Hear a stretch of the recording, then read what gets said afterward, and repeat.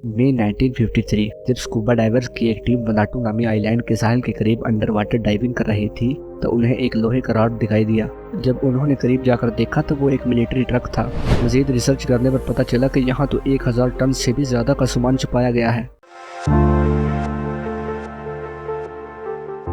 ये बात है 7 दिसंबर 1941 की, जब जापान अमेरिका की नेवल बेस पर्ल हार्बर पर अटैक कर देता है, जिसमें अमेरिका के 2000 से ज्यादा सोल्जर्स मारे जाते हैं और अमेरिका को $350 मिलियन का नुकसान उठाना पड़ता है, जिस पर अमेरिका जापान के खिलाफ वार डिक्लेयर कर देता है। एक साल बाद 1942 में अमेरिका, फ्रांस और ब्रिटेन के साथ मिलकर साउथ पैसिफिक ओशन के कुछ आइलैंड पर कब्जा कर लेता है, जिसमें ये वनाटू आइलैंड भी था। जब भी कोई कंट्री किसी दूसरी कंट्री के खिलाफ जंग छेड़ती है तो मिलिट्री इक्विपमेंट्स उस कंट्री के लिए बहुत अहम हो जाते हैं। अमेरिका ने भी ऐसा ही किया। उन्होंने बहुत सारी गाड़ियां, मिलिट्री ट्रक्स और बहुत सारा सामान इन आइलैंड्स पर ट्रांसफर करना शुरू कर दिया ताकि जल्द अज जल्द जापान पर कब्जा करके इस जंग को खत्म किया जाए। अप्रैल 1945 अमेरिका जापान के आइलैंड ओकिनावा पर अटैक कर देता है। इस हमले में अमेरिका ओकिनावा पर कब्जा तो कर लेता है, लेकिन अमेरिका के 10,000 से ज्यादा सोल्जर्स मारे जाते हैं। अमेरिका सोचता है कि एक छोटे से आइलैंड पर कब्जा करने में हमारे 10,000 लोग मारे गए, तो जापान पर कब्जा करने में तो हमारे लाखों सोल्जर्स मारे जाएंगे।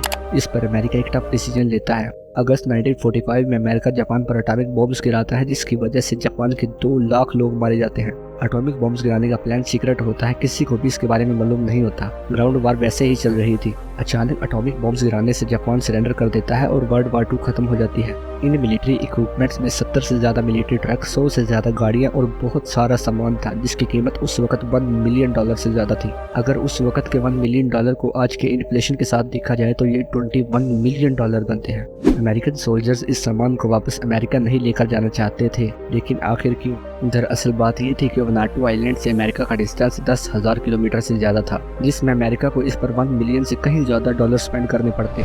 इसके अलावा सेलिंग शिप्स के जरिए सामान को अमेरिका ट्रांसफर करना भी एक काफी चैलेंजिंग टास्क था। इस पर अमेरिकन मिलिट्री प्लान करते हैं कि वो ये मिलिट्री इक्विपमेंट्स ब्रिटिश और फ्रेंच आर्मी को बेच देगी। मिलिट्री ट्रक से लेकर कोका कोला कैन तक हर चीज के प्राइस 6 सेंट से लेकर $1 के दरमियान डिसाइड कर दी जाती है, लेकिन ब्रिटिश और फ्रेंच आर्मी इन इक्विपमेंट्स को खरीदने से इनकार कर देती है। वो कहते हैं कि अमेरिकन सोल्जर्स ये सारे इक्विपमेंट्स फ्री में ऐसे ही यहाँ छोड़ जाएंगे, तो हम इसके पैसे क्यों दें? इस पर अमेरिकन मिलिट्री वो करती है जो किसी ने सोचा भी ना होगा। अमेरिकन चाहते थे कि मिलिट्री इक्विपमेंट्स को कोई भी फ्री में यूज ना कर पाए। अप्रैल 1946 अमेरिकन सोल्जर्स वनाटू आइलैंड के साहिल के पास इस जगह पर अपनी सारी गाड़ियों को बुलडोजर्स की मदद से दफन कर देते हैं और इनके ऊपर बुलडोजर्स भी डंप कर देते हैं ताकि इन्हें कोई भी निकाल कर यूज ना कर पाए। सारे मिलिट्री इक्विपमेंट्स डंप करने के 2 दिन बाद सारे अमेरिकन सोल्जर्स वहां से वापस अमेरिका चले जाते हैं। 7 साल बाद जब एक स्कूबा डाइवर्स की टीम वहां जाती है तो लोगों को इस सीक्रेट के बारे में पता चलता है। इसे $1 मिलियन पॉइंट का नाम दिया जाता है, क्योंकि यहाँ $1 मिलियन के मिलिट्री इक्विपमेंट्स डंप किए गए थे। अब ये एक टूरिस्ट डेस्टिनेशन बन चुकी है। यहाँ हर साल 1 लाख के करीब टूरिस्ट इस जगह को देखने आते हैं। वीडियो अच्छी लगी तो वीडियो को लाइक कर देना और चैनल को जरूर सब्सक्राइब कर देना। मिलते हैं अगली वीडियो में, तब तक के लिए अल्लाह हाफिज।